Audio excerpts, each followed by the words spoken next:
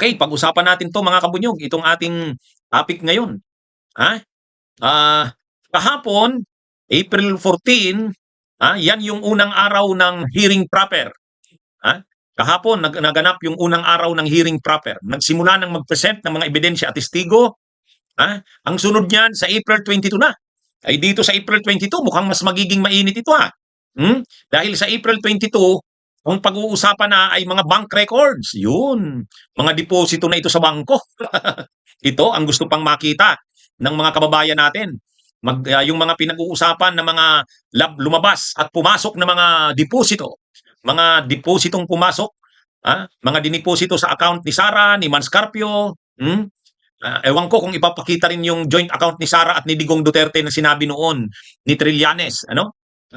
Actually mga kabunyog, dito mainit ang dugo ni Digong Duterte kay Trillanes kasi talagang yan yung inuungkat ni Trillanes eh. Yang mga bank records na yan ni Sara at ni Digong. Yan din yung nagkakandarapa si Manscarpio. Ayaw niya na buksan ang kanyang mga bank records, ang mga income tax returns niya, kaya nga lumapit si Manscarpio sa Quezon City Regional Trial Court para sana maglabas daw ng TRO, temporary restraining order, kaya lang hindi naman wala namang lumabas na TRO.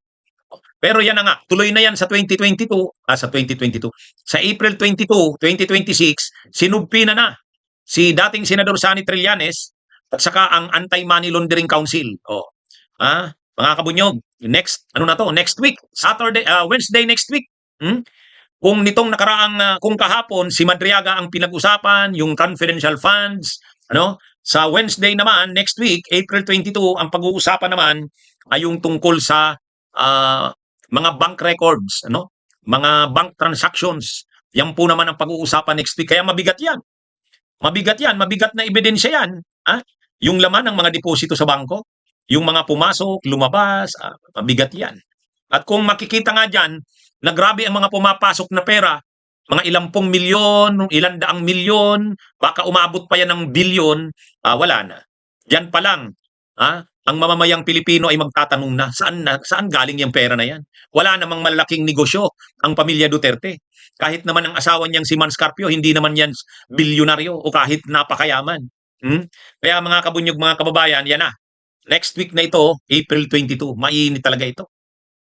Ito yung sinusuppress noon ni Digong. Naaalala nyo, noon pa man, inungkat na yan ni Trillanes eh. Pinapakita na ni Trillanes na noon pa man, marami talagang deposito sa bangko ang mga Duterte. Si Sara, si Digong, pati nga si Kitty Duterte at saka si Hanilet, yung mag-ina. Ayon kay Trillanes, marami rin yung bank accounts. Kaya ito, pati si Manscarpio, na asawa ni Sara, nasasangkot din dito, nadadawit din dito. Kaya ano yan, mga kabunyog, hindi muna yan pinag-usapan kahapon. Kasi kahapon, confidential funds ang focus. Pero sa 22, mga unexplained wealth na ito, yung mga hindi na maipaliwanag na yaman.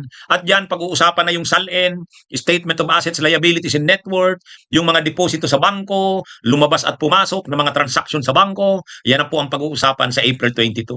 So dito, mga kabunyog. Mabigat itong pag-uusapan sa April 22. Talagang habang dumadaan ang araw niyan, magiging exciting yung hearings na yan. Mga kabunyog, magiging exciting yung mga hearings na yan. O dito pa, minsan natin ipinapakita dito, yung sabi ng kampo ng Duterte, wala pa namang testigo, ay wala namang mga ebidensya eh. Fishing expedition daw. Sinong nagsabing walang ebidensya? Noon pa man, paulit-ulit na yan sinasabi ni dating Senador Sani Trillanes na napakalaki ng mga laman ng mga bank accounts ni Sara Duterte, ni Digong Duterte. Sa katunayan, mismong ang dating overall deputy ombudsman na si Melchor Carandang, nagsabi na noon, talagang grabe ang transactions na pumasok sa account ni Sara. Mayroon pang joint bank account yata si Sara sa Digong eh. At sabi noon ni overall deputy ombudsman Carandang, nakuha mismo nila ito sa AMLAC, Anti-Money Laundering Council. Kaya lang, anong ginawa kay Melchor Carandang? Pinasibak ni Duterte. Kasi ang ombudsman pa noon ay si Martires. Kawawa nga yun si Carandang eh. Pero ngayon, hindi na. Mailalabas na yung mga ebidensya na yan na hawak nila Trillanes. Mailalabas na yung mga ebidensya na yan na hawak ng AMLAC, Anti-Money Laundering Council. Kaya mga kabunyog, at least makikita na natin yan. Makikita na natin yan. At sa April 22 na po yan naka-schedule. Okay? Kung kahapon naging mainit si Madriaga, nakita ng taong bayan ang mga binunyag ni Madriaga. Tapos kahapon din yung binunyag din ng COA. Final na pala ang desisyon ng COA. Denied yung appeal ni Sara tungkol dun sa notice of disallowance sa confidential funds na 73 million. At maliban doon, mayroon pang notice of disallowance na naman para sa 375 million. Confidential funds na naman yan. Kahapon po yan. kaya yan mga kabunyog Okay? So, ang isa sa inaasahan na a-attend sa April 22, mukhang sa kanya masisentro ang kung kahapon na sentro kay Madriaga, sa April 22 masisentro naman yan kay Trillanes. Ganyan kainit ang dugo ng mga Duterte kay Trillanes. Bakit? Marami talagang alam ito si Trillanes eh. Kasi panahon pa kasi ni Digong, mga kabunyog mga kababayan, presidente pa si Digong, si Trillanes hindi na yan tumigil sa pag-iimbestiga. Marami na yang hawak na mga dokumento, papeles. Yang mga bank records na yan, matagal niya na yang sinasabi noon ni Trillanes. Anong sabi ni Trillanes? May mga pumapasok galing sa mga drug lords, nagdideposito sa mga accounts nila Sara, nila Digong, pati doon sa mag-ina, si Kitty Duterte at si Hanilet. May mga pumapasok diyan, mga 40 million, 50 million, 60 million, sabi niya bawat deposito niyan. At ang sabi ni Trillanes, pag tinotal mo ang mga pumasok na pera, mga 2 billion yata yan. 2 billion. Kaya noon pa yan. Kaya nga nag-imbestiga din ang ombudsman niya noon, si overall deputy ombudsman Melchor Carandang, tinanggal si Carandang. So ngayon mabibindicate si Trillanes. Kumbaga, mabibindicate mga kabunyog si Trillanes, mailalabas niya na ang lahat ng kanyang pinaghirapang imbestigahan. Kaya ito rin yung sinasabi ni Arnold Clavio. Ay di ba sabi ni Arnold Clavio, ay kung nalulula kayo diyan sa mga mali-malitang pera na yan, na nilalabas na lumalabas sa social media at sa media, mas malulula kayo pag nakita nyo. Mas malamang malulula kayo. Sabi ni Arnold Clavio yan, sabi ni Arnold Clavio, mas malulula kayo yata pag nakita ninyo yung mga bank accounts ni Sara Duterte. yan yung aabangan natin. At ang matagal nang nag-imbestiga niyan, si Trillanes. Noon niya pa yan sinasabi, kaya lang hindi naman siya nabigyan ng pagkakataong ilabas yan. Pero ngayon, impeachment ni Sara, ilalabas niya na yan.